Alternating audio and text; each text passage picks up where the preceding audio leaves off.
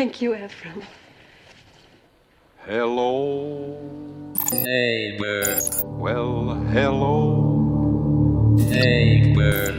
It's so nice to have you here where you belong. I never knew. Satan.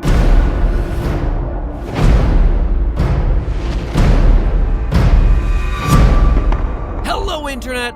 Welcome to Game Theory, the show that's secretly a long meta-story about my week-after-week march toward baldness as I slowly tear all my hair out trying to make sense of the symbolic nonsense developers throw at me. In this week's edition of MatPat's Journey to Premature Chrome-Domeness, Hello Neighbor, because, well, the game was supposed to be released tomorrow, and it was really my last chance to try and predict the plot after 2 more alphas and a beta had been released. I even had a theory mostly hammered out, and then, of course, the unthinkable. A delay. If it had been Scott Cawthon, it would have been released like 3 days earlier, but no, a delay until December. But then something even more unthinkable. Beta 3 goes public, and the developer announces all sorts of information about the final game. In just 5 minutes of them talking, we get so much information.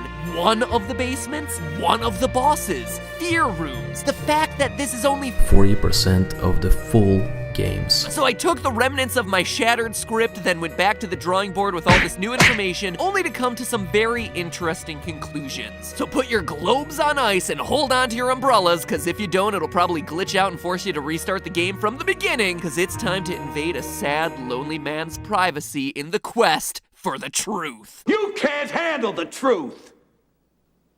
In the 1.5 videos that I've done covering Hello Neighbor, I talked about how all the clues in the game up through Alpha 2's release pointed at the neighbor having sold his soul to the devil. Bible passages, golden calf imagery, devil costumes, the number 666. But over the past several iterations of the game, the edge on the neighbor has been softened by quite a bit. The ending of Alpha 3 showed us the neighbor alone and crying in a room. Apparently, even the Antichrist over here has a softer side. But Beta 3 seems to suggest more and more that the neighbor now regrets whatever deal he made with the devil so long ago. For proof, look no further than the first minute of the game. We hear a scream, the neighbor runs over to the basement, and when he slams the door shut, he looks panicked. Like he's trying to keep something in and away from him. It's not about keeping us out, it's about keeping whatever is down there stuck down there. I mean, heck, he even props a chair against the door on your side. That's not gonna keep you out. You literally remove it within seconds of pressing start. That chair is meant to prop the door shut against whatever entity is lurking down there. And then for more proof, when you do finally make it down there, what do you find? The neighbor, or some mental projection of him hiding behind a locked cage with dozens of security cameras pointed at the door. It's an eerie image that clearly shows us the neighbor's paranoia. But that begs the question, what else is down there? What is he so scared of? What doesn't he want to escape the basement?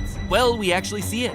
The dark shadow. In my previous theory on the game, I called out the dark shadowy figure lurking behind the neighbor in some of the promotional illustrations for the game, hypothesizing, based on the Faust book also seen in those images, that it was the devil, Satan himself, standing behind the neighbor. And since that theory came out, the role of the shadow has only gotten more important in the game. For one, the shadow is always present in the so-called fear rooms. These nightmarish dreamscapes forcing you to confront and overcome some type of trauma. A pantry where glowing eyes watch you. A gym where everyone crowds around you. A grocery store where you're being hunted by other shoppers. It's important to note that these are childhood nightmares, and the visual design reinforces that idea as everything about these fear rooms is huge and misshapen. Towering shelves in the supermarket, oversized items in the closet, an enormous twisting classroom. It's almost as if you're experiencing the world from a whole new perspective.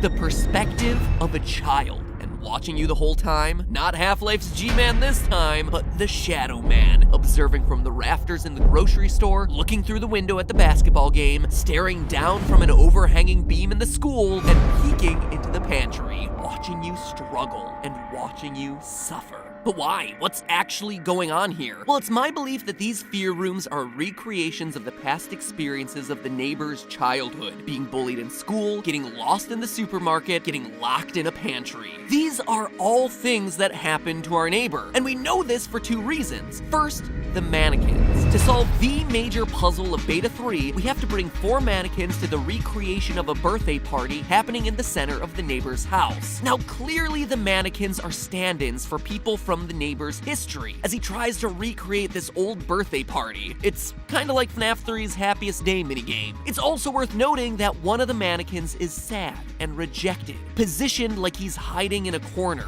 Again, like FNAF 3's Happiest Day minigame. Go figure. Childhood birthday parties, huh? Wrecking more childhoods than game theory. Who knew? Where dreams go to die, Satan is ever present, and the impetus for so many indie horror games. Anyway, more on that in a second. For now, all of that evidence seems to establish that to the neighbor, mannequins are used for recreating moments from his past. It's also heavily hinted at through one of the biggest puzzles in Alpha 3. Hidden in the yard next to the neighbor's house is a gramophone sticking out of the ground. It's odd, but I mean, have you seen this game? Odd is like its middle name. Hello, odd neighbor. Using a mega seed, And I'm gonna need you to put them way up inside your butthole. you can grow a tree that produces a golden apple. Drop the apple into the gramophone, and suddenly we're in a flashback experiencing the world briefly through the eyes of the neighbor, in a moment that symbolically feels like he, as a child, broke a gramophone and lived to regret it. That's the framing device for all these flashbacks. And who's there to comfort our poor, crying Antichrist? None other than the Shadow Man. So who, or better yet, what, is the Shadow? Well, my original theory was that it was Lucifer, Satan himself. And while that might have seemed far-fetched at the time, the latest builds only strengthen that theory. For one, the number 4 is everywhere. Yes, the number 4, the most evil number. In the grocery store fear room, you see signs everywhere that have 4 eggs on it, with the 4th one being broken and falling out of it a golden apple. Back at the neighbor's house, there's a large platform balanced on a support. On that platform, 4 boxes. And if you happen to look inside the boxes by hacking the game, inside the 4th box, another golden apple. There are 4 fear rooms throughout the game, 4 beds in the house, 4 mannequins at the party with the 4th one being scared, and next to that gramophone buried in the ground is a sign that looks like an adult holding on to 4 children, with the 4th child tilted, like it's being dropped, or better yet, like it's falling. But what does any of this have to do with Satan? Well, in Christian texts, of all the heavenly hosts, cherubim and seraphim lining the skies, there are only 4, count them 4, named angels of all of God's messengers: Gabriel, Michael, Raphael, and Lucifer. Lucifer, the shining one, the morning star, the one that decided he would be greater than God and fell from heaven to become the devil. Just like we see in the sign next to the gramophone, one large God figure overseeing 4 smaller figures, with the 4th one falling. Now, all of you attentive theorists may have noticed that most of these foursomes came with a golden apple. The box on the platform has a golden apple in it, the gramophone accepts a golden apple, the broken egg in the grocery store has a golden apple hatching out of it. Heck, there's even a stack of golden apples that are unreachable on a shelf in the grocery store minigame. A grocery store that has a picture of a golden apple on its sign and was called the Golden Apple in earlier releases when they were still using English. Golden apples are in paintings alone, in paintings hanging from a tree. Even in the basement, there's a small patch of trees that we know from Alpha 3 are the same type of trees that will produce golden apples. This symbol is literally everywhere in the game. And of course, it comes back again to the Bible, or the Torah. Either one will do this time because we're going all the way back to Genesis. Not the console, though I will say the biblical book of Super Nintendo would have made for some great reading and put the console wars in a whole new light. No,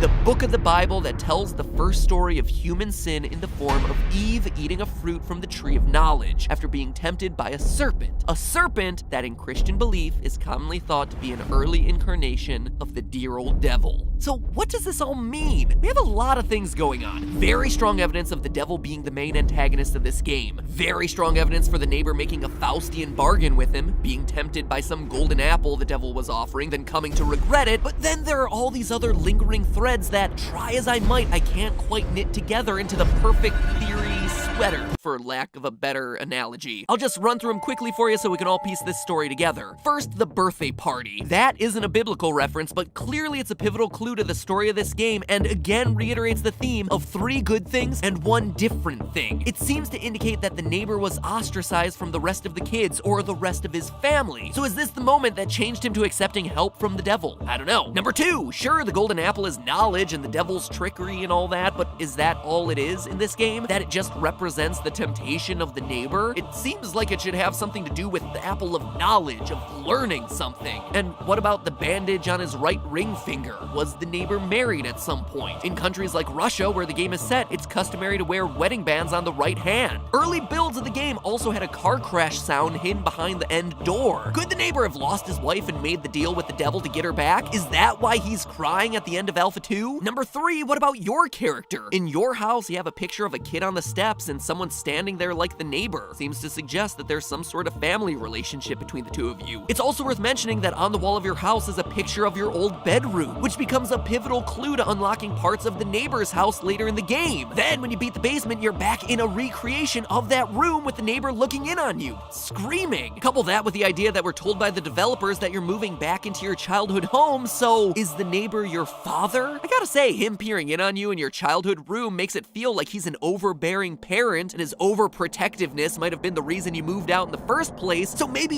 you were the kid that was rejected from that birthday party. The fallen child was you all along. Number 4, since the supermarket and the school are locations for fear rooms, we're probably also looking at a factory, church, and hospital themed one down the road, since there are models for all of those buildings on the outskirts of the game map. Any final plot of this game will probably involve those locations too, or some sort of childhood traumas happening in each of those locations. And finally, perhaps the biggest question of all, what is real and what isn't? I mean, clearly the fear rooms in the basement are symbolic, but what about the house itself? The Russian translation for the railway reads, subway of the subconscious. That seems to strongly indicate that stuff in the game isn't real. And a special huge thanks to Lena_Chestnut for the tip there on the Game Theorist subreddit. Well done, I am no scholar of the Russian language. All of this also harkens back to the earliest alphas of the game, where the door the neighbor was protecting had a heavenly glow. So is this some kind of purgatory? Some kind of atonement for sins of the past? There's clearly a lot here, but it's all just a bunch of loose threads with just conjecture to go off of. I presented you with the things that feel the most solid from an evidentiary standpoint, but from there, I leave it up to you which story you feel best ties up all these loose threads. Debate it in the comments, come up with your own theory, because with the delay until December and only 40% of the game released, we have plenty more time to try and find the missing puzzle pieces that link this story together. And honestly, that's what it feels like right now. We have big chunks of the puzzle put together on this one, but we're missing the 1 or 2 puzzle pieces that make it form one complete picture. So for today's episode, I just wanted to present you with all the major details at play here. I just need some more time to think about it.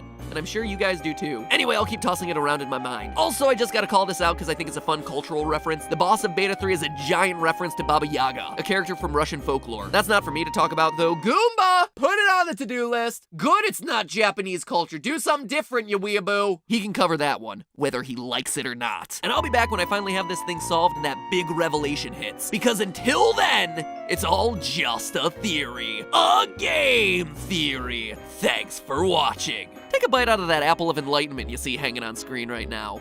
I guarantee you'll have some devilishly good fun.